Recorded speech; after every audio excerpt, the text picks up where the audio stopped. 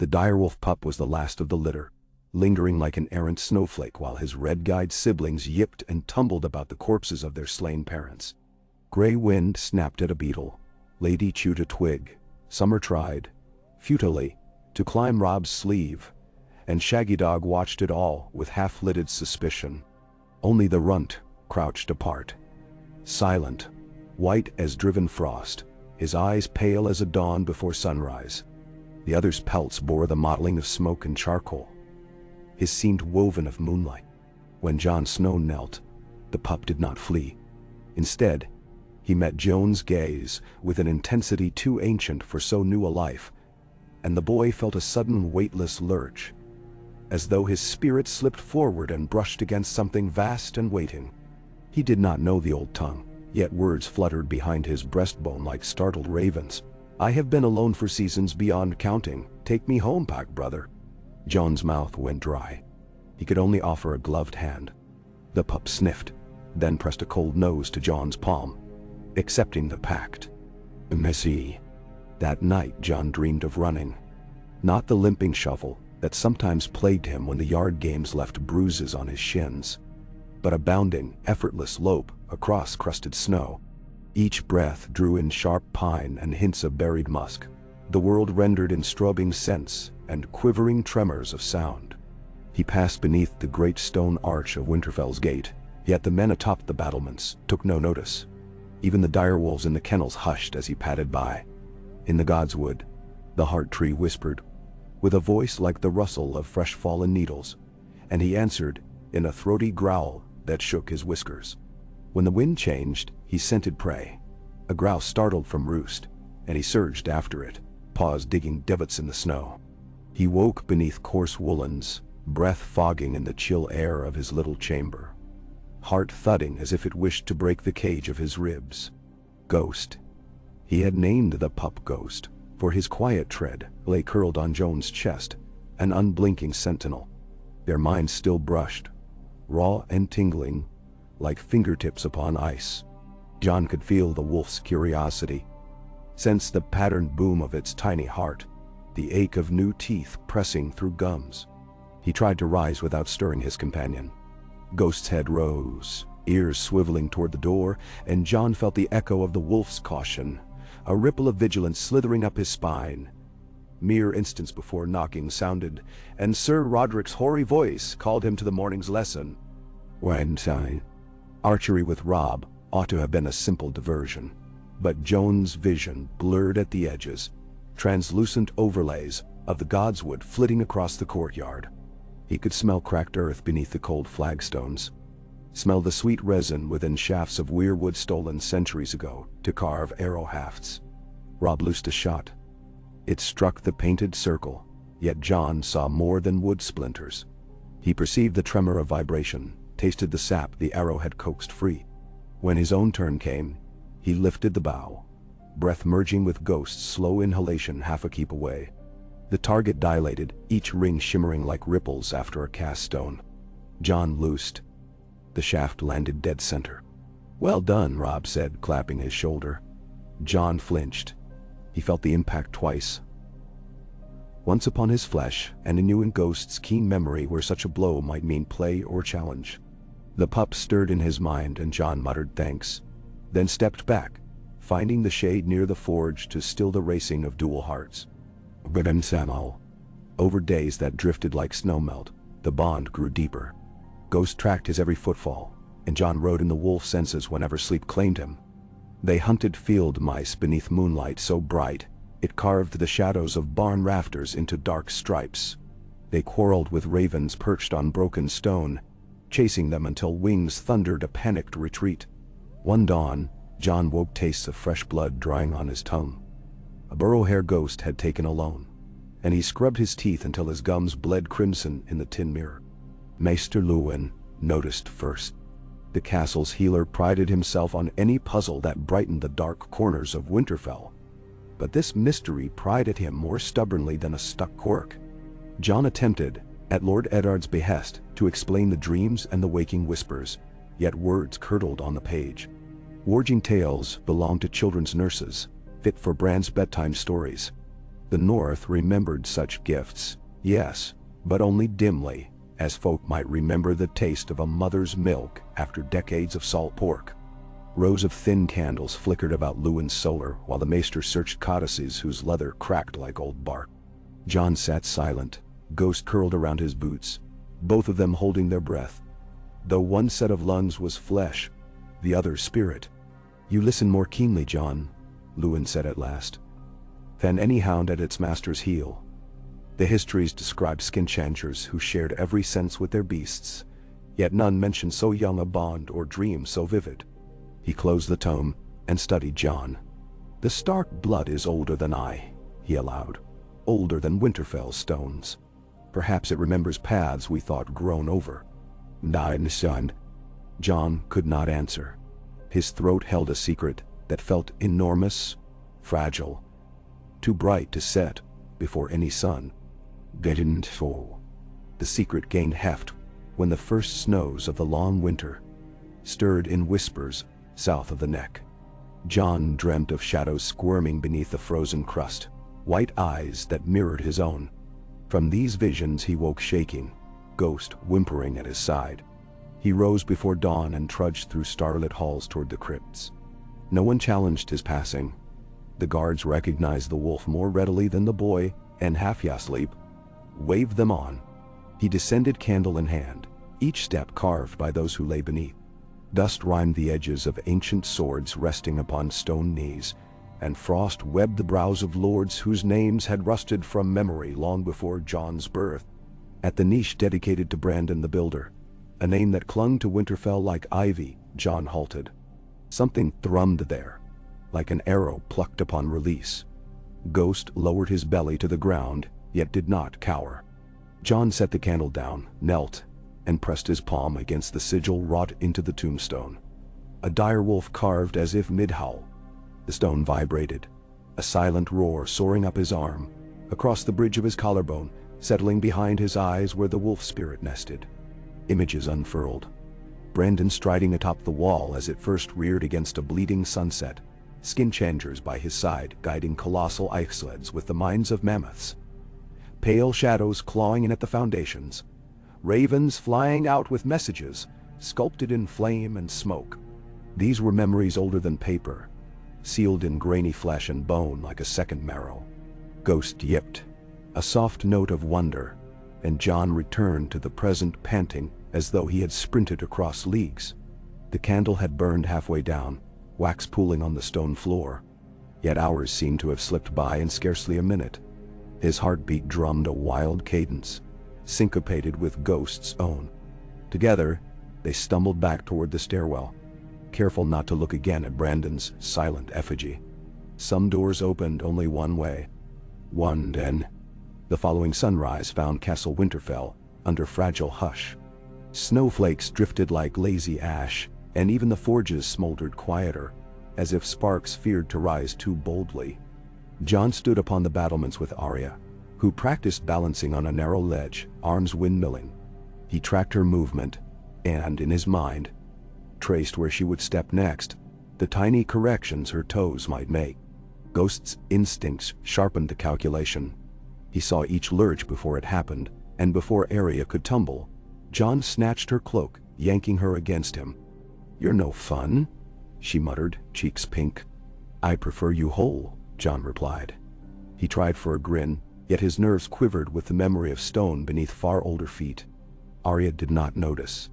All her storm spun outward, never inward. She skipped off, wooden practice sword slapping her thigh. Jon watched until her small frame vanished toward the yard, then looked to the wood beyond the walls. Bare branches tangled like black veins against the sky. Ghost whined, muzzle tilted westward where the wolf's wood stretched, an expanse of labyrinthine boughs and half-a forgotten barrows. A summons pulsed there. Jon felt it thrumming in his teeth. The great groom called each night in his dreams, promising answers, or perhaps more questions. But the call was ancient, irresistible. He left at twilight. No horn sounded his departure, no stable hand bridled a horse. He went afoot, Ghost padding beside him. They crossed the clearing where Brandon Stark once watched his men train millennia earlier. A memory Jon had not known until the moment his boots touched that ground. Now he felt cracked banners overhead, saw spectral soldiers drilling beneath a sky churned with volcanic ash, though the field lay empty but for brittle stalks of grass sheathed in frost. Deeper in the Wolfswood, night fell swift and absolute. Jon's lantern bobbed, scattering crazed shapes upon trunks thick as fortress towers. Ghosts swept ahead, weaving between roots, pausing when the boys' footfalls lagged. The bond supplied direction. Jon needed no path.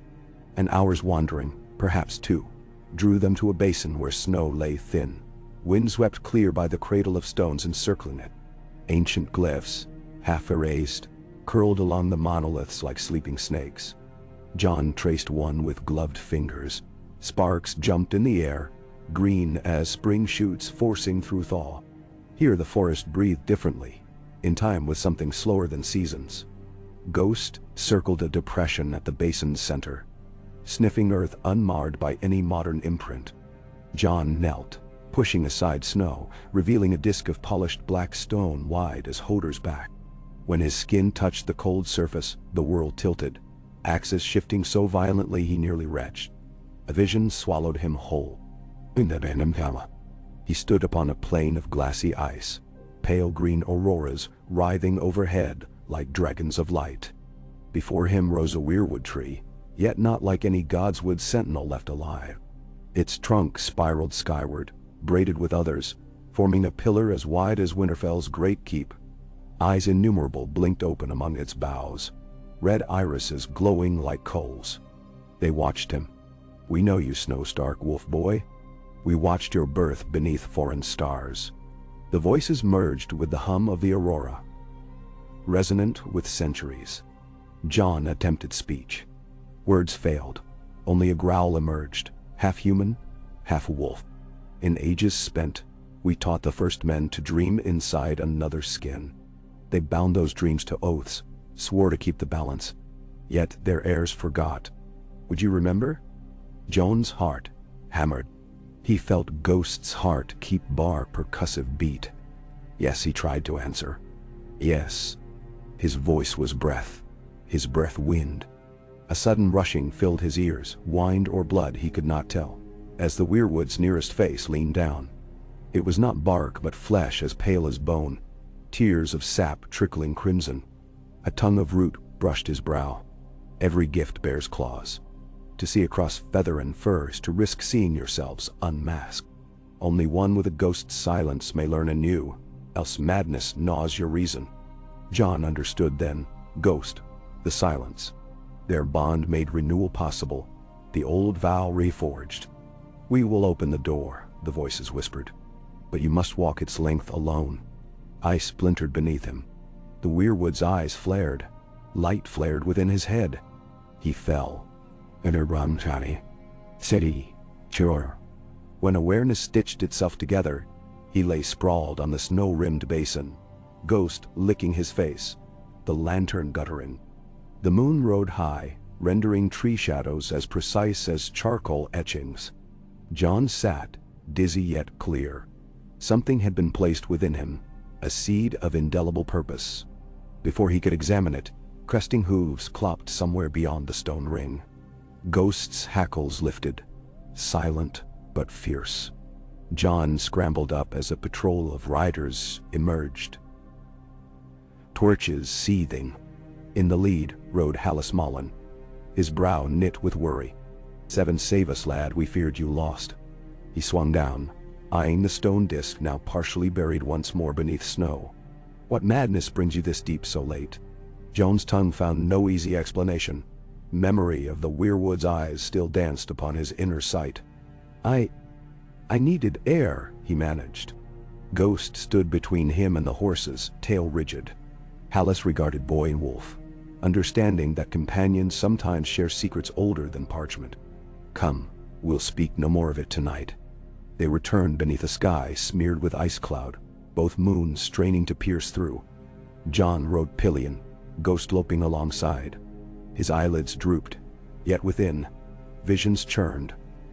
Shapes of direwolves merging, splitting, forming constellations in midwinter heavens. And always the whisper of roots. Walk the door's length. Learn the way. Gallo. Sleep proved no refuge. He dreamed of stone corridors beneath the world, passages oozing crimson sap, inscriptions pulsing like heartbeats. When morning came, he sought Maester Luwin and recounted fragments, omitting only the deepest pull of the voices.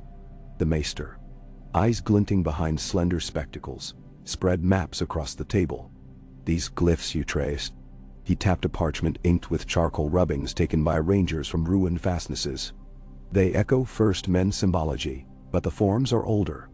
Some speak of a nexus called Nar Shun, the deep wood door, a place where visions might be born. He sighed. Most maesters dismiss it as metaphor for enlightenment. John fingered the parchment, recognizing half-faded curls.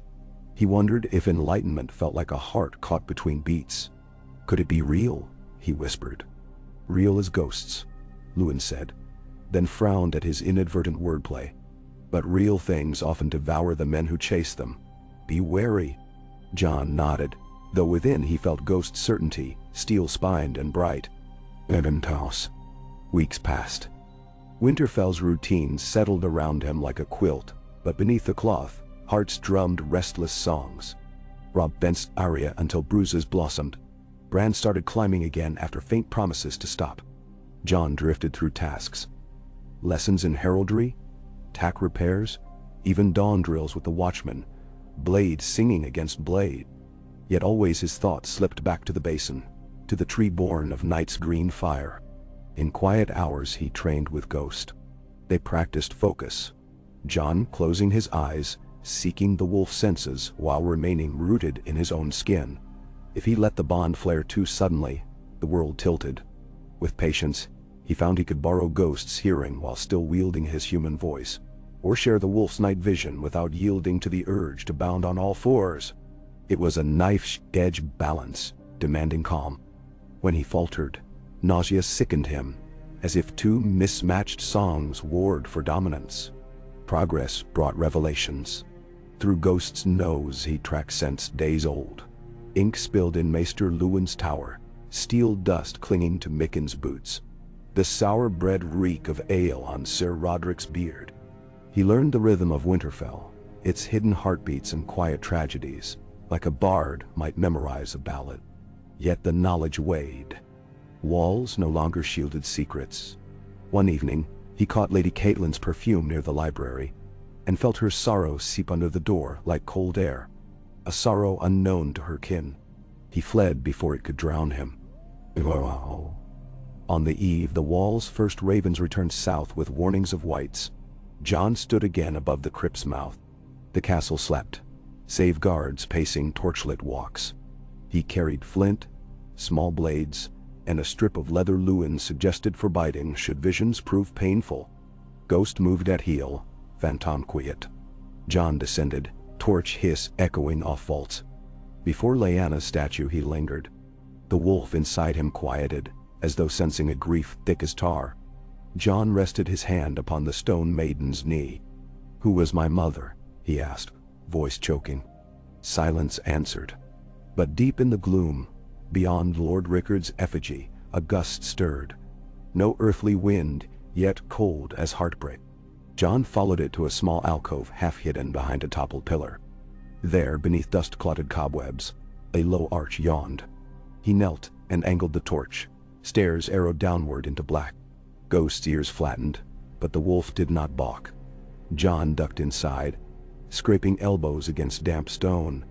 Each step brought cooler air, heavy with the scent of earth unsullied by men for ages. The passage swallowed him. The torch's sputter became a thunderclap in enclosed dark. After what felt a league, the stair spat him into a cavern lit by no flame. Emerald motes drifted, pulsing like heartbeats suspended in air. At the cavern center rose a pillar of petrified weirwood, limbs petrified mid-spiral, embedded with crystal shards that glowed from within. Faces slept under the bark, their mouths agape in voiceless song. John knelt, awestruck. Ghost padded forward, nose low, then raised his head and howled. But the sound twined with something else, a second voice, many-voiced, building into a chord that resonated through Jon's bones. The cavern brightened, crystals blazing. The faces opened their eyes. The boy drowned in memory. He stood beside a tall woman clothed in sable and steel, her direwolf helm cresting silver. Her eyes, his eyes, glittered ash-gray as storm seas. She watched a valley of weirwoods burn, flames licking crimson against night. Their roots run deep, she intoned. When one tree dies, its song finds another choir. Jon sensed himself as both observer and participant, his ghostly form sharing her flesh.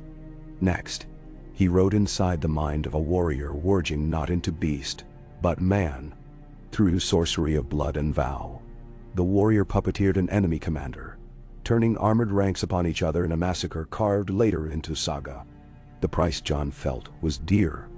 The warrior's soul splintered, shards fleeing like startled starlings across eternity.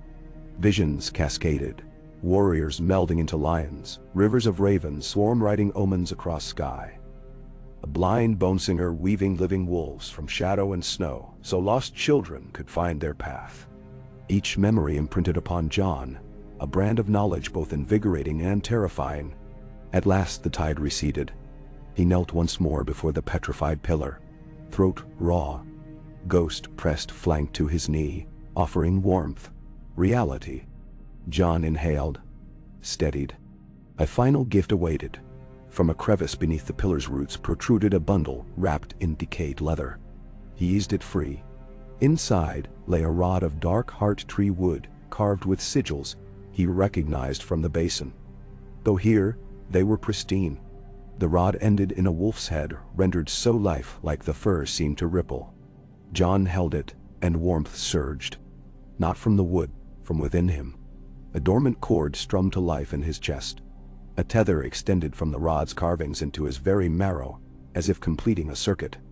Ghost nipped Jon's wrist, lightly. A reminder, then licked the wound. Blood touched the rod's wolf head, and the sigils flared bloodred. "We are bound," the cavern mouths whispered. Jon found breath. "What now?" "Carry us beneath open sky. Speak our name where moon and weirwoods crown meet. Then the door will open, and your pack will learn the ancient song anew." He pocketed the rod, heart thrumming like a smith's hammer. Above, Winterfell waited, halos of torchlight marking humanity against endless dark. Farther, the wall loomed, and beyond, unknown horrors stirred. Yet beneath this castle stone, he had uncovered roots deeper than fear. Enter. When Jon emerged, dawn threatened at the horizon, blue bleeding into black. He tucked the rod beneath his cloak, and climbed the battlements to watch the first orange sliver crown the treetops. Ghost sat at his side, fur rippling in the breeze. Together they tasted the air. The tang of fresh-turned earth, the oily smoke of forged fires reviving, the crisp sweetness of distant snow cascading from cloud-swollen peaks. Somewhere beyond the horizon, forces gathered, cold tongues lapping at the land, hungry for silence. Jon sensed them the way Ghost sensed winter prey miles distant. Yet he also felt older presences stirring. The great weirwoods murmuring across leagues, wolves lifting snouts to a dawn older than men, ravens thrumming incantations in their hollow bones. The song of the north, broken but not yet mute. He closed his eyes. Let his breath sink into Ghost's rhythm. Let the rod's hidden sigils pulse beneath his ribs. Storms were coming, but for the first time, he felt himself vast as the sky, rooted as the oldest trees, walking not alone but as two hearts, beating one cadence. A wolf boy and his ghost, dusk and dawn, entwined, and in their shared silence, the ancient song began, low and raw, a promise waiting to be sung loud beneath the full moon. Oh, ka. The morning waxed toward midday before Jon left the battlements. He descended quietly, rod concealed beneath the folds of his cloak, and found the yard awash with routine hum. Sword rings clanged, stable hands shouted, chickens scrambled beneath carts. No one marked the white wolf slipping beside the bastard son, whisper usual as wind against stone. Mikken beckoned Jon to spar. He declined, feigning a queasy stomach, though his blood pulsed bright with purpose. He crossed to the kitchens, where steam curled from cauldrons. Hot broth steadied his hands while Gage gossiped about a sow gone missing, surely fallen to wolves. Jon felt Ghost's amusement ripple through their link, and choked on a laugh. Robb cornered him near the well. "Father rides for Torrhen's Square tomorrow," he said. "Ricker claims bandits worry the western road. Come with us." "Mensimonatasi." Jon hesitated. The rod throbbed against his ribs as if to warn that the path ahead lay not upon muddy horse tracks, but beneath moonlit boughs. Yet a ride with Lord Eddard offered escape from sharp-eyed Luwin and Lady Catelyn's shuttered glances. "I ask," Jon answered, though both brothers knew what the lady would decree. Robb clasped his shoulder, and they stood silent. Two boys poised upon diverging trails unknown to either. Ghost lingered outside Jon's door all evening, ears twitching at stray footfalls. Jon unpacked the rod, tracing each sigil, memorizing their sequence: sleeping direwolf, Triskelion swirl, branch crossed with fang, spiral eye. He studied until his candle spat wax, and died. When sleep stole him, he drifted into a vast wintry hall, unlike any mortal keep. Pillars hewn of ice soared upward, bearing constellations that shimmered where roof should be. Along the walls marched columns of frozen weirwood faces, mouths sealed, eyes shut. At the hall's center crouched a throne carved from intertwined antlers and wolf skulls. Above it hung the moon, blood red dripping silent crimson to the floor that never filled. Jon approached. The rod felt weightless, its glyphs aglow with frost fire. He climbed the dais. The dripping moon slowed, then halted entirely. The skulls within the throne rattled, jawbones clacking into sudden speech. "Name the door." Jon raised the rod high. His voice leaked like smoke. "Nahershan." The hall shattered into storms of glitter. Jon fell through endless snowflakes, drifting until dawn's first crow yanked him awake. He hurried to Maester Luwin's turret as breakfast bells tolled. The Maester, scribbling raven tallies, scarcely glanced up. "I read late into the night," Jon blurted, "about the deep wood door. Is there record of a ritual, a name to speak?" Luwin set quill aside. Rituals fade when faith wanes, but the name, as legend tells, must be spoken beneath both moons and an ancient crown. Both moons? Jon's brow furrowed. Two hang rarely at once. The Celestials care little for our convenience. Luwin's smile was thin. Why the sudden interest? Jon forced his gaze steady. "Dreams. They press hard. I cannot ignore them." Luwin softened. "Dreams counsel, but they deceive as often." He leaned forward. "Walk cautiously, Jon. The further one drifts from waking stone, the easier it is to forget the road home." Jon thanked him and left, mind buzzing. Both moons, the larger white and its smaller green-tinted sister, would hang together in 3 nights, if old Nan's weather table held. He had charted their dance often while guarding Bran's rooftop escapades. 3 nights. A breath, a heartbeat. That afternoon, Jon joined the kennel masters, gutting a hind felled by hunters. He sliced flank into strips as Hobber bantered about stew. Ghost prowled nearby, refusing scraps in favor of vigilance. Jon's spine prickled. Someone watched. He glanced up to see Lady Catelyn upon a balcony, fingers clenched around rail. He bowed his head, returned to the knife, knowing eyes still burned between his shoulder blades. Supper found Lord Eddard absent, cloistered with his lady wife. Servants whispered a storm under the eaves. Jon ate alone near the hearth. Ghost curled at his feet. Robb arrived late, boots muddied, cheeks wind-raw. "Mother barred you from the ride," he said in a low voice. I argued. She would not bend. Jon stirred cooling stew. "It is her right." His tone betrayed no hurt, but Robb flinched as though slapped. They shared silence until Arya burst in, hair wild, declaring discovery of a secret tunnel beneath the armory. Robb feigned alarm, chased her out the hall, and Jon managed a weary grin as their laughter echoed away. Night settled thick. Jon crept beyond the walls with Ghost, following faint memory pull toward the Wolfswood. Branches clawed the sky. Snow muffle crunched beneath boots. Ghost left no sound. Hours passed like slow-turning pages. When clouds parted, twin moons peered down. One pale, one sickly emerald. Their mingled glow painted the forest silver green. At the basin of standing stones, wind stilled. Jon stepped to the polished disc, rod clenched. Ghost circled once, then sat sentinel. Jon lifted the rod, whispering the sequence branded upon heart. Direwolf, Triskelion, Branch Fang, Spiral Eye. Each shape he intoned in old tongue, syllables half lisp, half growl. Shadow rippled across the disc. He raised the rod high, voice steady. Naershun. Air folded inward. Colors inverted. Snow burned black. Sky quivered gold. The stones shivered, shedding rime like peeling scabs.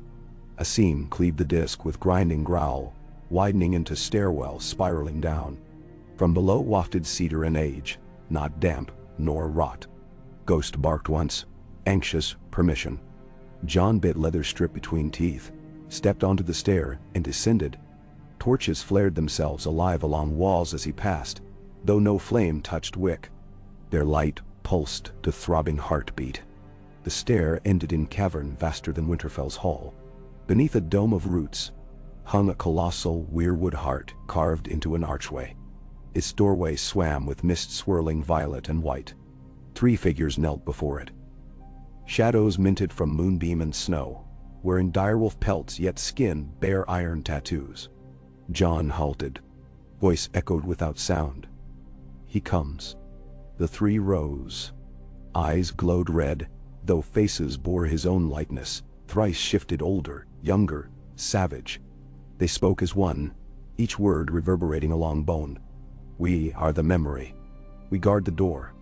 Jon swallowed, lowered the rod. I seek the song forgotten, then give what you carry. Their gaze dropped to his chest. He realized they meant not the rod, but the bond within, the link to Ghost, the tapestry of new and old pressed into his marrow. To cross, he must bare his soul.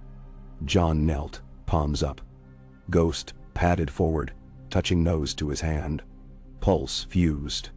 Jon envisioned a thread of light, stretching from heart to wolf. He tugged the thread outward, felt it thrum like harp string, then laid it across upturned palms. The memory reached. Light seeped into their fingers, and with it poured fragments.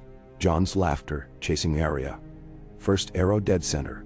Catelyn's cold eyes, the scent of burning weirwood, the taste of hare's blood. He trembled yet forced palms steady.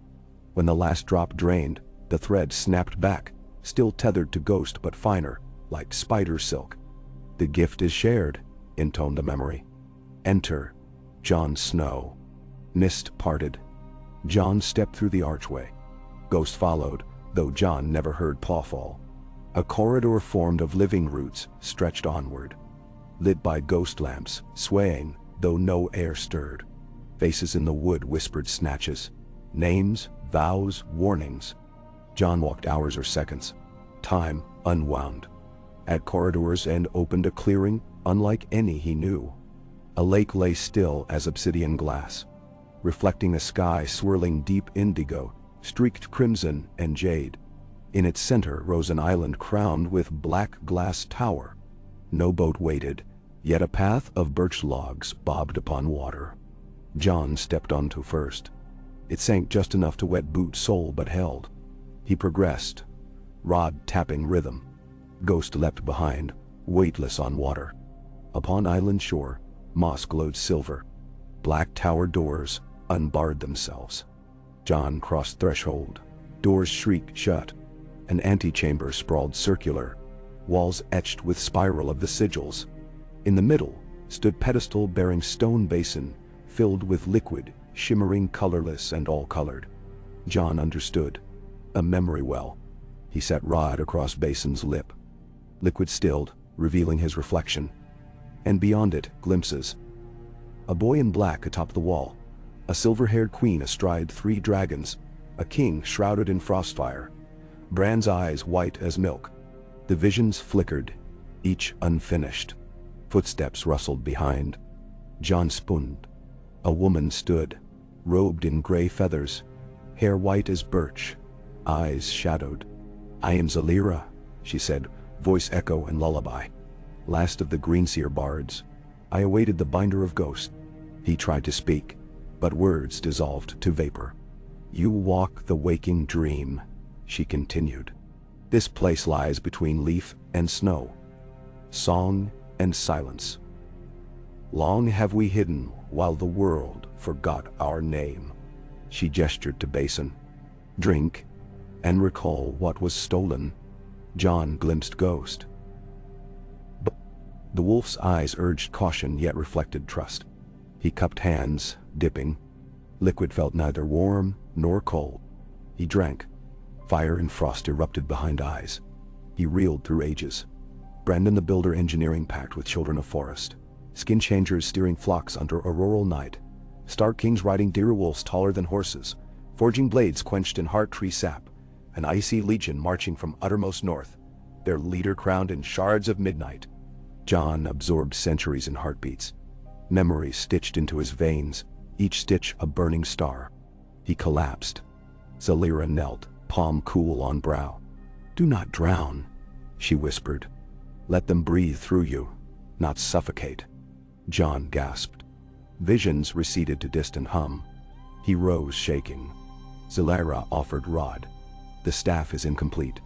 You must temper it with ice and fire, flesh and shadow. In doing so, you will bind pack beyond blood. Your brothers, your sister wolves, even the broken prince in his tower." "Bran?" he rasped. She nodded. "In him sleeps the sky's eye. You will awaken it." Jon steadied breath. "What must I do?" Zalira crossed to wall etchings. From a crevice she withdrew shard of crystal, opalescent, humming at his approach. "Take to the wall," she said. "Plant in the frozen heart where first men carved steps, where old spells fray. But beware. The dead listen. Already they gnaw edges of night, seeking a maw to slip through." She pressed shard into his palm. "Your blood, the wolf's breath, the rod's root, and this shard together will seal the gap, or else open it forever. Choice will find you soon." Wind surged through tower, though no window opened. When Jon blinked, Zalira was gone. Doors unbarred. He left, crossing island path of birch that floated higher, lighter, until lake faded and corridor of roots returned. He retraced steps to Weirwood Arch. The memory bowed silent, permitted passage. Stairs wound upward. Jon emerged upon disk under starlit sky. Moons beginning to part. Snow cloaked cloak. Ghost shook frost.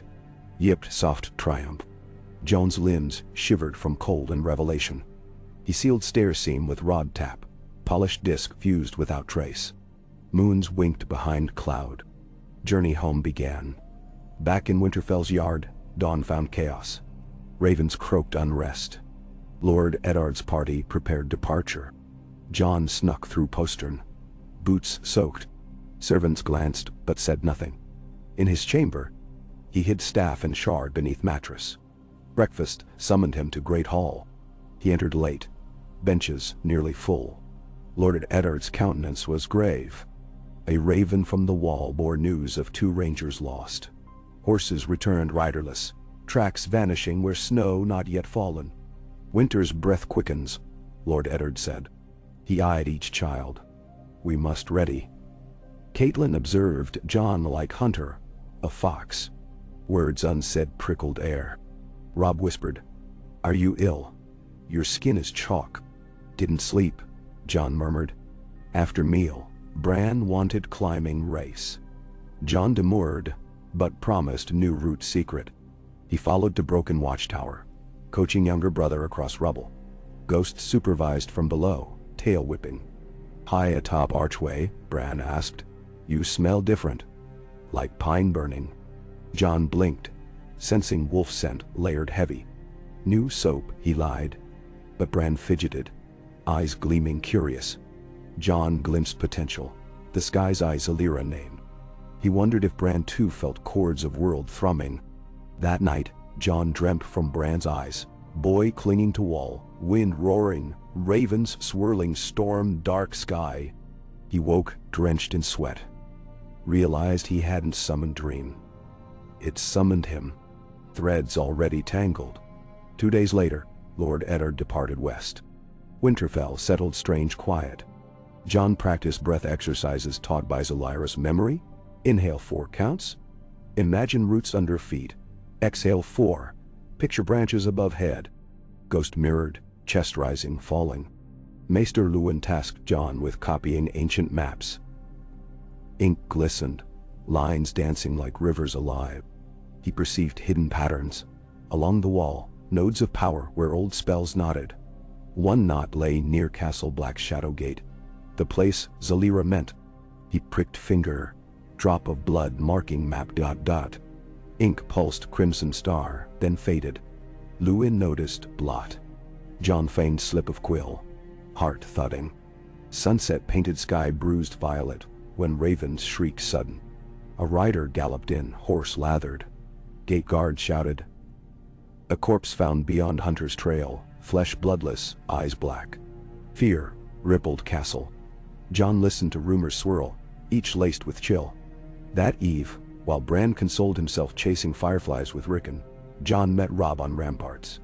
They discussed father's mission, path of rangers, unease creeping from wall. Snowflakes drifted luminous. Robb's shoulders weighed with duty not yet named. Jon squeezed his arm. If storms come, we stand pack. Robb smiled thin. Ghost stiffened, ears pinning. Jon followed gaze to far tree line. Nothing moved, yet hair on neck rose. Echo of weirwood voices hushed around him. Soon, he tightened cloak, stared until frost blurred lashes. At midnight, a horn sounded. Single note. Far. Scout returned, battered, claiming bandit arrow. All. Castle rushed to treat. Jon aided, pressing cloth to wound as OSHA heated iron. Blood smell filled nostrils. Ghost paced outside door. Jon's vision swam, memory well surfacing. Field long past where wolves licked wounds of men under Aurora. He nearly lost grip on self, but leather strip between teeth grounded him.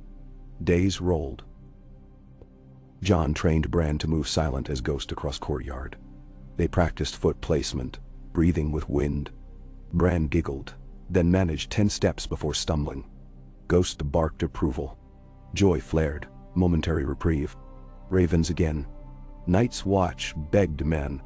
Old Nan read letter aloud near hearth for servants. Jon's pulse hammered. Castle Black calling while staff and shard burned in chamber. He resolved. When father returned, he would ask to take Black sooner, for sake of duty, and for secret mission, unknown to any living. The moonless night before Lord Eddard's homecoming brought Omen. Ghost woke Jon with growl. Outside window, garden glimmered blue. Snow crystals swirled unnatural dance. From darkness stepped figure tall, gaunt, clad in rags rhymed white. Skin gray, eyes abyss. A white. Jon's breath iced. He lunged for sword. Ghost hurled through shutter, glass exploding. Wolf and corpse tangled, snarls and splintering bone. Jon slashed. Blade bit but white did not bleed. It grabbed Ghost's scruff, flung him into wall. Jon screamed, rod suddenly in hand, though he had not reached for it. Sigils blazed. He struck White's skull. Contact lit corpse with violet fire. It shrieked, collapsed to cinders. Panting, Jon knelt beside Ghost. Wolf rose, shaken, but sound. Footsteps thundered. Guards burst in. Room a ruin of shards and ash. Jon held flaming rod. Lady Catelyn stared, face draining, as if seeing sorcery unbound. Later, in Lord Solar lit by dozens of candles, Catelyn confronted him. He spoke truth in fragments. Dead man, fire, staff gift. She demanded to see inscription. He refused, sensing Rod's peril in hostile hands. She ordered him confined until Lord Eddard returned. Guards escorted him to small tower room. Ghost remained, pacing cell's length. In solitude, Jon breathed, weaving roots and branches through thought. He felt castle's pulse, the warding stones humming. Tiny fissures spidered open where white had crossed. More would come. He meditated, projecting ghost sight across battlements. He glimpsed Catelyn bent in prayer, Luwin poring over dusty scrolls, Robb training fevered. He soared further, Torhin Square, where Eddard's host camped, unaware white rode shadows behind them. Jon's spirit howled warning. Yet voices could not cross that gulf, unless he bridged it. He reached for Bran, safely asleep dreaming of sky. Jon whispered across bond newly born, coaxing brother's dream to carry message. Bran stirred, open dream eye, saw Jon shaped in white flame. "Tell, father," Jon pleaded. "Dead things walk." Bran nodded inside dream. Morning, horns of return sounded. Jon's door unlocked. Hullen escorted him to yard. Lord Eddard dismounted, exhaustion lining face. Bran hurried forward, tugging cloak, words rushing. Eddard's gaze snapped to Jon, question sharp. Jon relayed attack. Staff. Nightmare. Eddard listened, then dismissed all but Luwin, Catelyn, Robb. Inside Solar, Jon laid rod and shard before father. He recounted journey to Deep Wood Door, Zalira, mission to Wall. Silence heavy. Catelyn's eyes flamed suspicion. Robb's brimmed wonder. Luwin fingered sigils, whispering translations. At length Eddard spoke. "The Night's Watch has long been shielded, yet their swords dwindle. If what you say is true, they need this more than we." He turned to wife. "Jon will ride north with Benjen when snows settle." Catelyn stiffened, but Eddard's voice permitted no protest. To delay invites doom. That eve, Jon knelt in Godswood, ghost beside, rod across knees. Weirwood leaves rustled. Voices murmured encouragement and warning. Within blood he felt pack threads spin outward. Robb's fierce loyalty, Arya's wild spark, Bran's wending future, Rickon's untamed howl. Each thread wove tapestry destined for strife, yet blazing with hope. He rose, wiping snow from tunic. Winter's first full storm brewed east. He would ride before its teeth sank deep. Duty bound him to ice, family to fire, staff to shadow, three faces of same coin. His path curved north through door unseen, toward fate snarling beyond wall. Departure dawn broke under iron sky. Benjen Stark awaited with rangy courser. Jon hugged siblings, even Sansa offered stiff farewell. Robb clasped him, whispering, "The pack survives." Jon answered, "We will howl again." Catelyn watched from balcony, lips tight. Eddard pressed cloak of gray fur over Jon's shoulders. Stark colors gifted to bastard, sign louder than trumpets. He placed sword longclaw and scabbard newly made. Steel shimmered pale. "Armor of our blood," he said. "Remember who you are." Gate groaned open. Jon spurred. Ghost bounded ahead. White streak on snow. The world narrowed to crunch of hooves, chorus of ravens, breath wreaths swirling like spirits set free. Road north stretched endless yet known. To wall, to knot of broken spells, to choice that would seal or sunder realms. Night fell by Eastwatch when they pitched camp. Benjen brewed tea. Flames danced blue. He studied Jon. "You've changed." Jon stared into fire. "I met memory older than names." Benjen chuckled low. "North will test such memories. Hold fast." Jon fed flames, small twig. Ghost settled, eyes reflecting galaxy. Jon felt shard pulsing in pouch. Rod warm along spine. Dream of Blood Moon Hall hovered. Throne still empty. Soon or late, he would sit or refuse. Price uncertain, consequence vast. Stars wheeled. Owls hooted. Sleep claimed him. He soared above wall in dream, body of wind. Below, white shadows crawled, led by figure crowned in ice shards. The king of night, eyes burning cobalt. The king looked up, as if sensing dreamer. He raised skeletal hand. Frost wind climbed sky. Jon felt cold bite even in sleep. Then from south, chorus of direwolf howls shattered stillness, each note strand of pack thread he wove. The king paused, tilted head, lowered hand.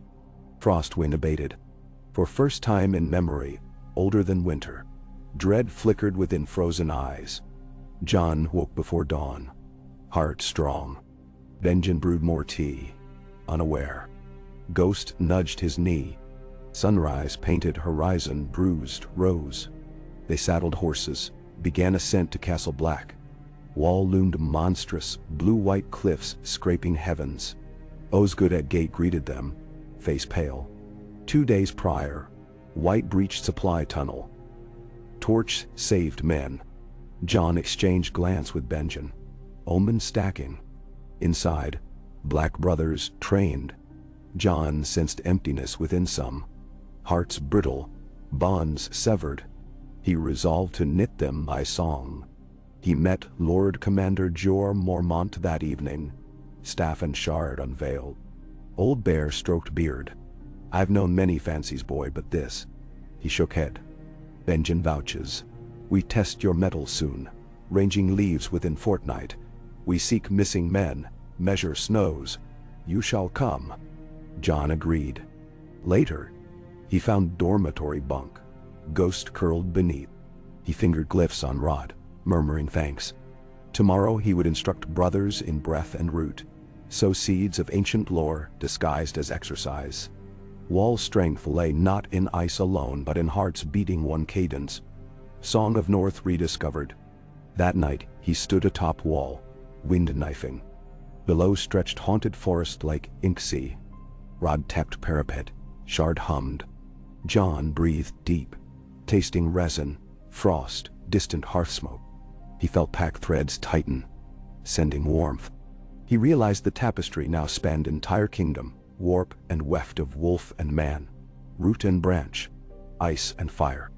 And he, once nameless bastard, held shuttle. He closed eyes. Within darkness rose throne of antlers and skulls. Still empty, but nearer. A single step would place him seated. Yet, songs whispered caution. He would wait, weave, watch winter come. Behind, ghost pressed against his leg. Snow flurried. Stars glinted.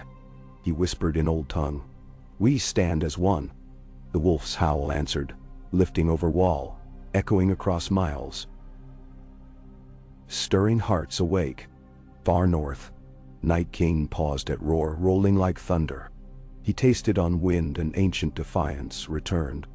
Ice crackled beneath feet. Yet he marched on. Jon opened eyes, meeting horizon with unwavering gaze. Storms would break, spells shatter, but pack endures. So long as one heartbeat remained, the song would never fall silent. And Jon Snow, bonded early to Ghost, Warg Lord reborn, would guard its rhythm until dawn burned eternal or night swallowed all. He raised staff, point toward polar sky, felt crystal pulse, and in hush between heartbeats promised, "I will not falter." Wind answered with low growl of approval, carrying vow into infinite dark where destiny awaited, teeth bared and glittering. "Okay." Snow whispered in restless spirals across the wall's parapets. When Jon woke before first light, the world below lay smothered in drifts that glimmered faintly beneath the half-hidden moon. Torch pools flickered along the castle's inner yard, where a few sleepless brothers labored to shovel fresh fall from the ramp. Jon's breath feathered white as he leaned out over the edge. Wind keened among the ice crenellations, carrying scents of pine sap and distant campfire smoke. But far stronger was the subtle undertone of something older, like stone ground to powder under titanic weight. Ghost raised his muzzle and chuffed a low warning. Somewhere beyond the haunted forest, the others were walking, and the north itself seemed to feel their footfalls. Benjen emerged from the stair tower, cloak snapped by the wind. He spared a terse nod, then pointed south toward Castle Black stables, where lanterns bobbed. The ranging party mustered early. Jon followed him down the narrow steps, every boot scrape echoing like a hammer. Ghost glided beside them, white coat shifting in the gloom, like a spirit divorced from flesh. In the practice yard, Lord Commander Mormont stood encircled by officers. Bowen Marsh, Dewin, Harker, and new pledged brothers, still shaking jitters from their bones. Mormont's dark raven hunched on his shoulder, head cocked at Ghost with brazen curiosity. As Jon approached the ring, he sensed the tension tightening these men into wire. Some mixture of dread and tired resolve. The white that breached 2 nights ago had eroded whatever skepticism lingered about tales of dead men walking. Eyes darted toward Ghost, toward the slim black staff protruding above Jon's saddle pack, toward Benjen, who wore the brooding look of someone deciphering omens and not liking the tale they told.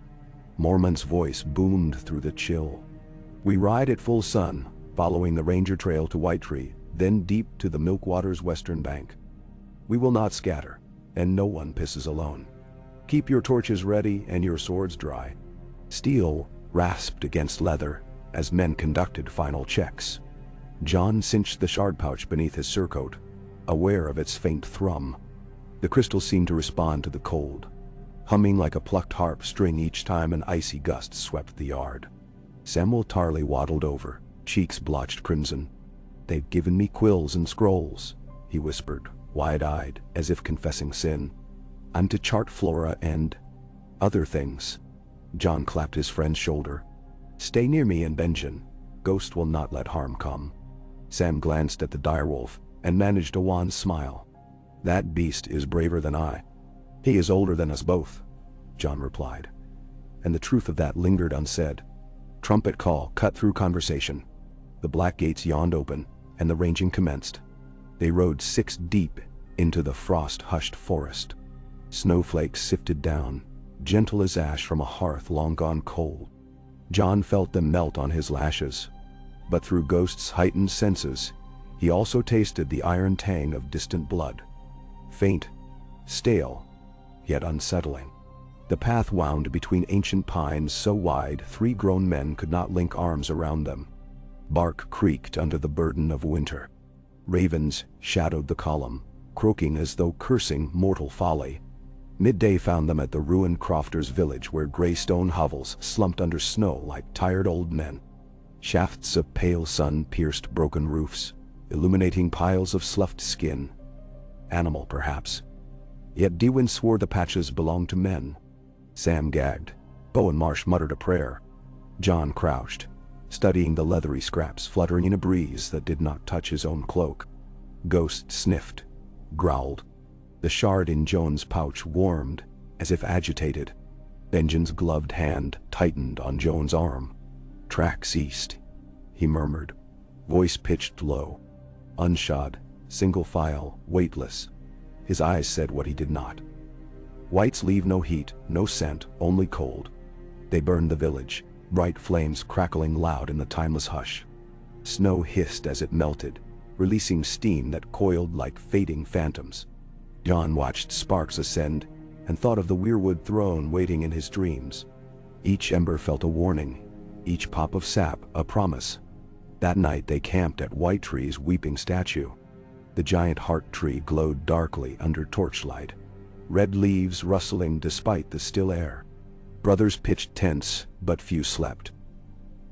Some prayed to the 7, some to nameless gods of earth and snow. Jon knelt before the carved face and laid his staff across the roots. Sap eyes seemed almost to widen. He shut his own eyes, breathing the way Zalara had taught. Roots beneath, branches above. Ghost pressed against his knee.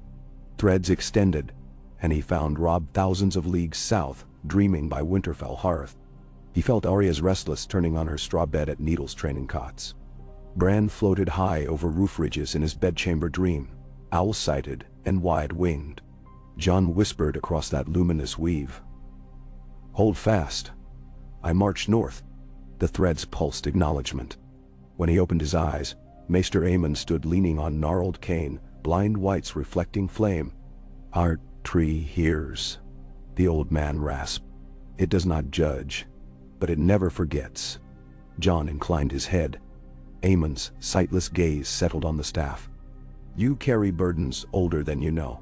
Oh, you can feel it," Jon said. "I hear what ravens fear to name," Aemon answered. "Your path darkens, Jon Snow.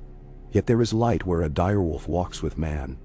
Remember, fire is mercy if wielded at the right time." The maester turned away, cloak whispering like turning pages. 2 mornings later they reached the Milkwater, a black ribbon snaking between white banks. A thin veil of fog hugged its surface, swirling in tortured shapes. The lead scouts hesitated. Tywin swore again, more fervently. Ghost bristled, hackles high, eyes fixed upon the far shore where snow obscured everything into shapeless gray. Benjen motioned Jon forward with 3 fingers. Together with Dewin and Jeremy Riker, they crossed the shallows, icy water, soaking boots. On the opposite bank, they found footprints abruptly ending where frost glimmered, especially thick. In that patch, 2 of Riker's arrows, feathered black, jutted from the snow, shafts unbroken, heads nowhere. No spoor led away. It was as though the ground itself had inhaled the men. Jon knelt, touched frost. Ice crawled outward from his fingertip like living filigree. He drew back, unnerved. The shard pulsed hot within the pouch, but heat could not breach this creeping chill. Benjen beckoned the Lord Commander. They conferred in hushed tones. A unanimous decision: build pyres, maintain ring of fire throughout night, set extra watch. Ghost paced perimeter, until the sun bled carmine behind skeletal trees. Jon stood sentinel at the North Point torch. Staff planted, the shard now slotted into a hidden socket near the wolf's head. When darkness fully swallowed the forest, the crystal began to glow. A subtle heartbeat of blue-white radiance. It cast eerie pallor upon snow, like moonlight distilled. Harker approached. "Light's pretty," he joked. "Shamit calls to every corpse in shadow." Jon gave half a smile, but kept gaze outward. Let them come. And come they did. It started as sound. Brittle twigs snapping, the hush of breath exhaled from lungs long still. Snow shifted beyond fire's reach. Shapes coalesced. 5, 6, perhaps more. Mormont barked orders. Torches, pikes, form line. Brothers clambered, half panicked. From gloom emerged wights.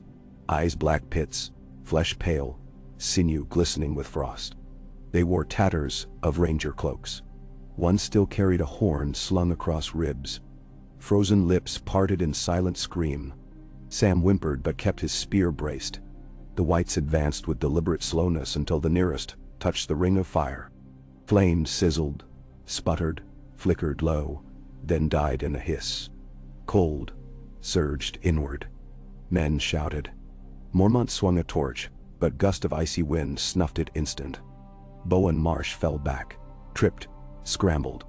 Jon hefted the staff. Blue-white light brightened, casting long spears of radiance across tree trunks. Wights paused, as if sensing obstacle unseen by living eyes. Jon stepped forward. The sigils blazed crimson now, feeding on his pulse. He let the bond with Ghost flow free, like river breaching dam. Wolf's growl tore the night.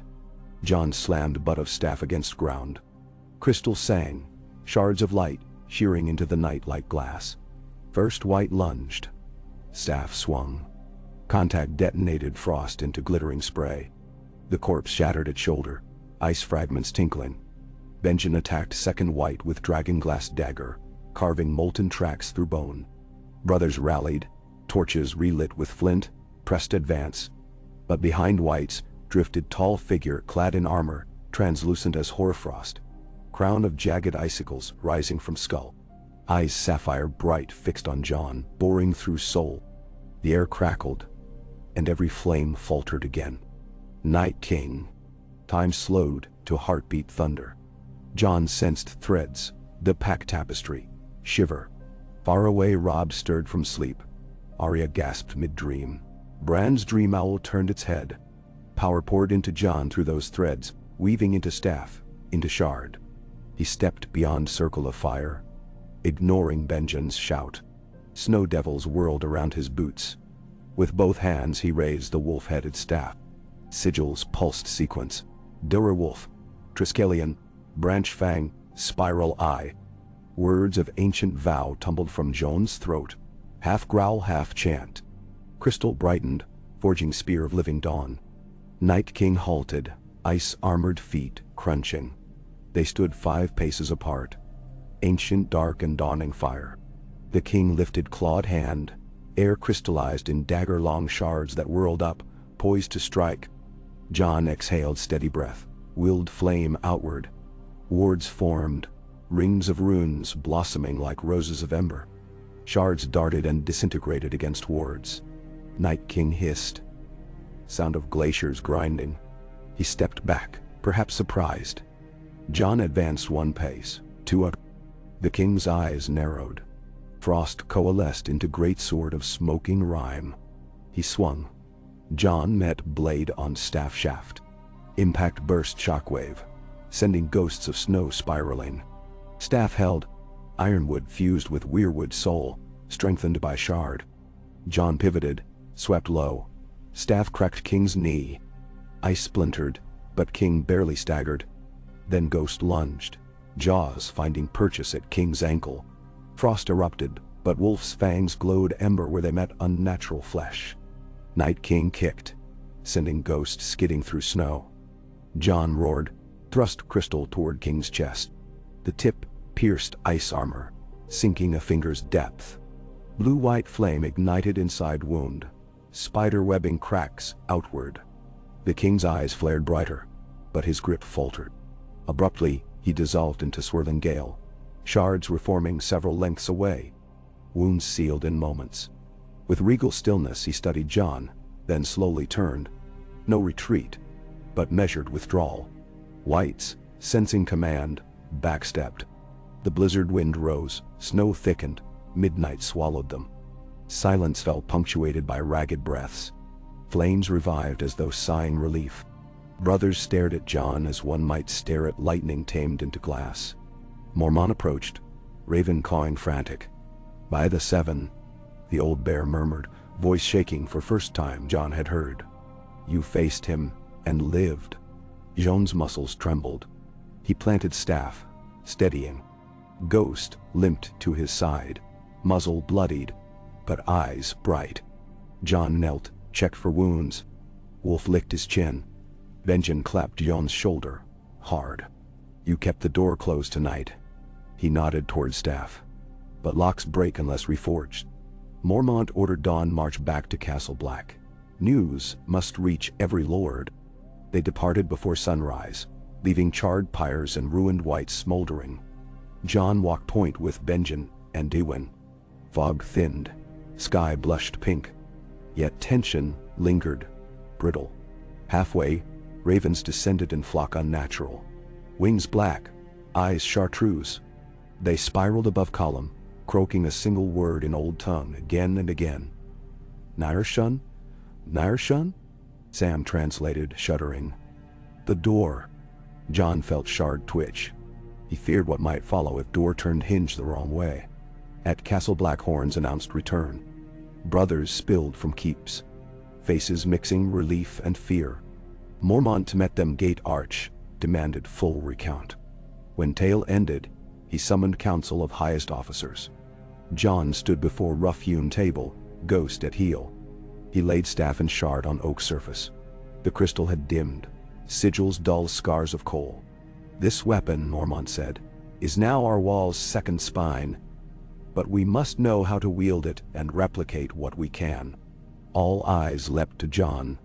He spoke of deep wood door, Zolera, memory well, the threads. He spared no secret. Silence greeted him, thick as smoke. Finally, Maester Omen murmured, knowledge won is shield worth more than any steel. He turned blank eyes toward Lord Commander. We must send for every text in Citadel vaults, describing skin chainers, green's ears, wards older than Age of Heroes. And dragon glass, Benjen added. Every shard White Harbor can ship. Bowen Marsh scowled. Ravens fly slow, winter rides faster. Jon lifted staff. Then we ride south for what we need, even if winter nips our heels. I can guide, to Winterfell, to White Harbor, to Dragonstone if we must. Then, Sam swallowed hard. Dragonstone. Jon met his gaze. A castle built on fire. Dragonglass veins run deep under its mountain. Enough to arm an army. Mormont tapped fingers on table. An army we do not have, but messages can. He peered at Jon. Will your father believe words of Bast, of Night's Watch Steward? Jon held Old Bear's eyes. Ned Stark knows truth when it bleeds. If he doubts words, he'll trust actions. He He laid shard into Lord Commander's palm. "This is our proof." Mormont's fingers closed. Crystal flickered azure. "So be it. We split forces. One column remains garrison, the other escorts Raven train to Winterfell. Benjen, you command escort. Jon rides with you." Crows murmured assent, tinged with dread. Night deepened Jon's room, but he packed without hesitation. Ghost lay on straw, licking wounded paw. Jon washed cut with warm wine, bound it. Wolf whuffed gratitude. He slung saddlebags, staff securing across back. Before leaving, he paused at bunk. Memory of first day at Castle Black flickered. Outcast newcomer measuring life by grudges and bruises. He almost smiled at the gulf between then and now. War had yet to truly start, but he no longer feared his place in song. Outside, Benjen oversaw final preparations. Torches bobbed. Horses stamped. Jon mounted, Ghost leaping onto packhorse platform. Gate chains rattled, massive timbers shuttered open. Wind beyond tasted of primal cold, but beneath it Jon sensed heartbeat of the forest. The weirwood network thrumming like distant drums. They rode south at dawn, column of 24. Ravens in wicker cages strapped to mules. Snow softened hoofbeats. Above tree line, sky smoldered gold. Jon felt stillness and urgency coiling together, like bowstring drawn to trembling point. 2 days passed uneventfully. If long hours of cold, hunger, and constant watchfulness could be called such, they skirted Frostfang foothills, aiming for King's Road crossing. On third evening, they reached a frozen river so wide even Benjen frowned. Ice crunched ominously under the weight of horses. Halfway across shrieks split night. Not human, not wolf, something else. Ice quivered. Cracks spidered. From beneath surface, shadows stirred. Slick white shapes thrashing, clawing. Dead men trapped under ice hammered from below. Benjen barked, "Go!" Column urged mounts.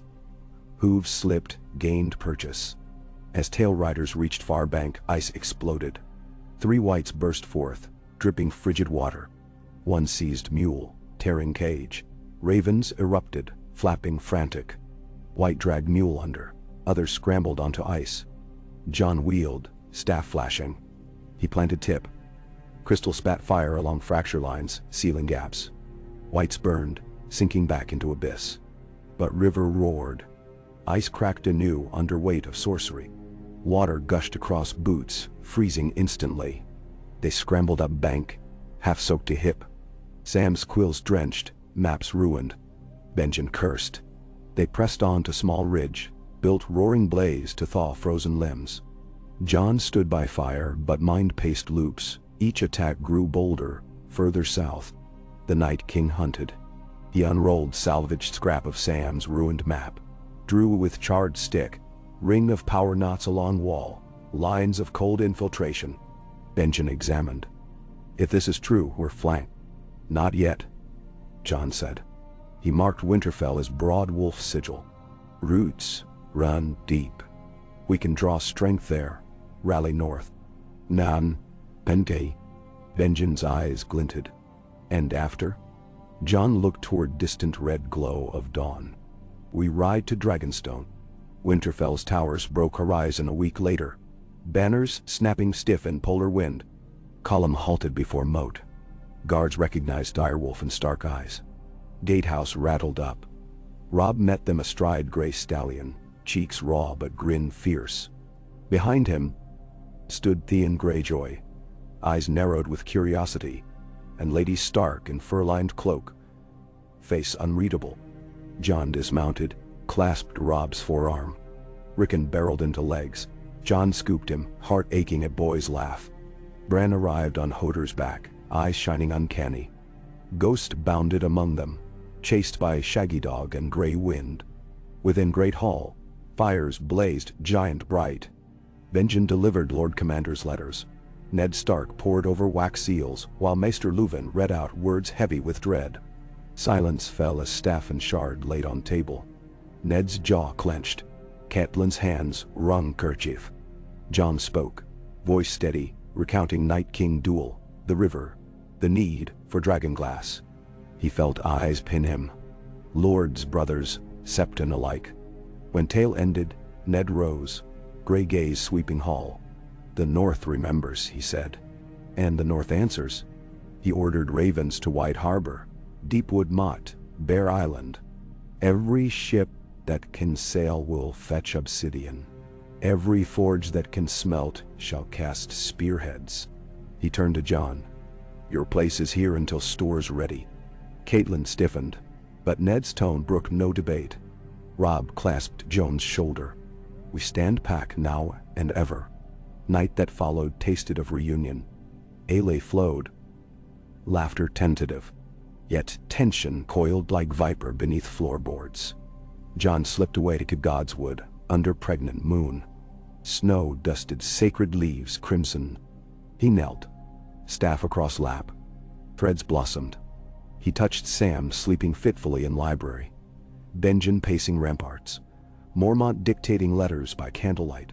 Beyond, watchers unknown, wildlings huddled in caves, giants mourning, children of forests singing lost languages. All were stitches in fabric. He breathed vow. "We hold door." Wind sighed approval. Suddenly vision surged.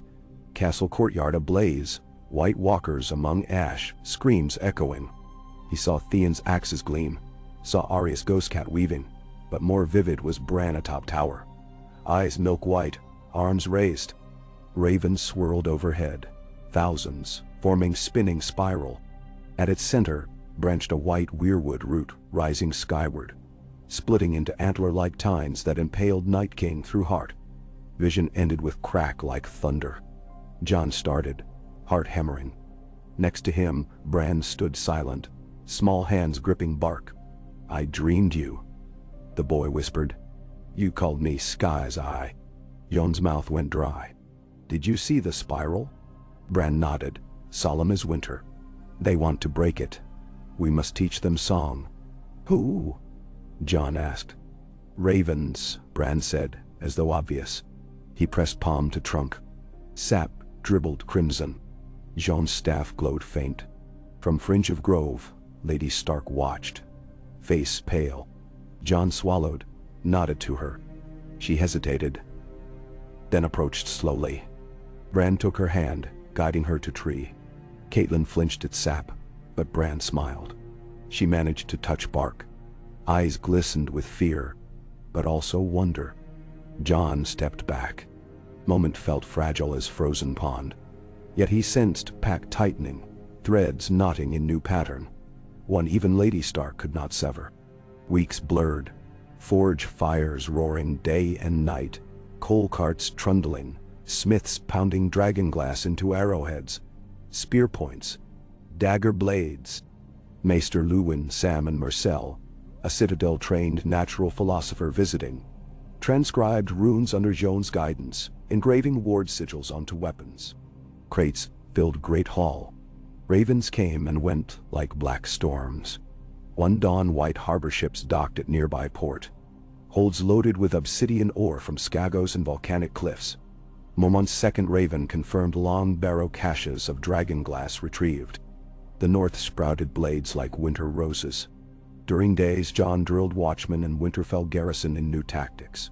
Torches paired with dragonglass spears, shield lines braced by oil-soaked nets to snare whites, while archers set them aflame. At night he honed Warg senses, often joined by Bran, whose power burgeoned frightening fast. Together they slipped into ravens, seeing farmland sowed under frost, saw Night King's warbans amassing near Frostfang peaks. Hundreds, maybe thousands of dead. One evening Bran returned shaken. "He rides dead dragon," the boy whispered. Jon closed eyes, saw faint memory, king of ice astride beast of black glass scales, frostfire, forging path across sky. They must accelerate. Eddard convened final council. "Winterfell can hold," he declared, "but Wall is first shield. We march to Castle Black with arms."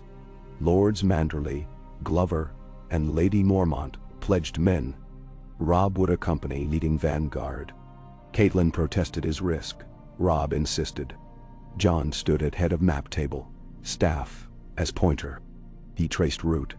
King's Road north, supply wagons flanking, scouts ahead, deerwolves ranging perimeter. We ride within fortnight, Ned finished. Anticipation electrified castle. Tailors stitched thicker gambesons. Miners carved frozen moat wider. Children practiced arrow knocks. Yet dread too, creeping like dark water under door.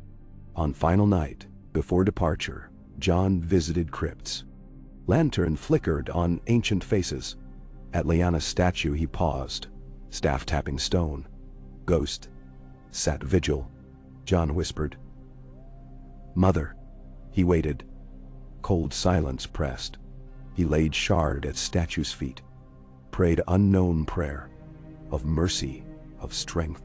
Back in courtyard moonlight, he found Arya practicing water dance against empty air. She darted, spun, flourished imaginary blade. Jon watched until she noticed. "You'll be gone again," she said, breath misting. "Every time you leave, winter claws deeper." "I'll come back," he promised. "With dawn." She scowled. "Bring me back a sword better than needle." He laughed softly. "Needle's perfect. I'll bring you stories." "Stories want cutthroats," she retorted, then grinned, tears bright in lamplight. He hugged her, inhaling smoke and horse, and something wild that was purely Arya. Dawn crested on the day of March. Frost sparkled on every blade, every whetstone, every mail link. Rows of men assembled beneath banners. Direwolf, merman, bear, flayed man, sunburst. All differences drowned in snow's impartiality. Jon rode beside Robb, Ghost trotting at horses' hocks. Benjen led forward scouts. Bran, despite protests, had rigged wicker basket atop Hodor's saddle. Wolves clustered beneath. Ned Stark raised sword of ancient steel, voice ringing. "We ride for living." Cheers thundered, rolling over walls like breaking wave. Gates opened. Procession streamed onto King's Road, a river of iron and leather and horse breath pluming. Snow fell heavier each league north. Drifts swallowed wagon wheels, but hearts beat strong. Fires burned nightly in field camps, smoke columns, signaling humanity's stubborn flame. At Queen's Crown ruins, they met Mormont's sortie. Black cloaks blending with gray steel, eyes hollow but fierce. Jon dismounted, clasped Old Bear's forearm. Supplies transferred. Fresh recruits joined Night's Watch ranks. Then horns blew long and low from wall, a warning unimagined for centuries. Snow sky burned eerily green. Auroras writhed midday. Everyone stared heavenward as luminous ribbons twisted like serpent gods. Wind wailed. From forest fringe thundered sound of wings, vast, unnatural. Dragon broke tree line, scales jet obsidian, eyes glowing sorcery blue. Upon its back, Night King. Panic rippled. Horses reared. Wolves howled. Jon stepped forward, staff brandished. Bran, miles back. Eyes rolled white. Small fists clenching basket rim. Ravens poured from trees, swirling toward sky. Night King descended. Frostfire leaking from dragon maw. Carving trench of crystal along ground. Soldiers scrambled. Benjen rallied archers. Dragon glass bolts loosed, shattering on scaled hide. Jon advanced, shouting old words that tasted of bloodroot on tongue. Staff flared sunbright. Dragon howled, banking. Night King poised javelin of ice. In that breath, Bran's ravens closed spiral above dragon, flexed dark against uncanny light. At apex formed whirlpool of wings. Air crackled. Unseen force slammed into beast. Dragon lurched mid-air. Javelin missed Jon by a man's length, skewering oak behind. Robb's voice thundered orders. Catapults hastily assembled, loaded with dragonglass boulders. Meanwhile Jon sprinted, Ghost at heel, toward ridge where dragon fought unseen currents. Staff sang. Glyphs shifting faster than heartbeat. Jon felt pack threads vibrate. Arya's daring. Bran's focus, Ned's iron, Sam's hope. Even Catelyn's guarded love. All funneled through him into Rod. He raised it high. crystal shot beam of molten dawn straight into swirling aurora. Light speared dragon's heart. Scales black as midnight cracked, revealing fissures glowing gold. Night King screeched, leaping from saddle. He plummeted, landed with shudder 40 paces distant, leaving crater of rime. Dragon, wounded, spiraled out of control, crashing into forest with roar that shook teeth. Trees toppled, flames sputtered as frostfire ignited sap. Night King rose, ice spear forming anew. Jon advanced. 2 armies froze, holding breath. Wind howled words none understood, but every soul felt. Ending or beginning. They met between lines. Wolf Lord and winter-crowned death. Spear thrust. Staff parried. Ice shattered. Frost blasted. Jon's arms numbed, but will burned hotter. He pivoted, slammed staff butt. Night King caught mid-shaft, hurled Jon aside. Impact knocked armor loose, ribs bruised. Ghost leapt atop King. Claws raked visor. Blue blood hissed on fur. King flung Wolf aside, into snowbank. Jon staggered up, spitting pink. King approached, blade of nothingness forming at palm. Jon braced staff like spear. World narrowed to breath clouds and beating hearts. One mortal, one unarmed. Aurora above convulsed, Raven screamed. Bran's voice whispered in Jon's mind. Root and branch. Jon dropped to knee, plunged staff into frozen earth. Glyphs erupted outward across ground in ring of fire frost runes. Night King stepped inside just as ring sealed. He halted, looked down, eyes flickering confusion. Jon felt shard draw souls of pack, forging chain.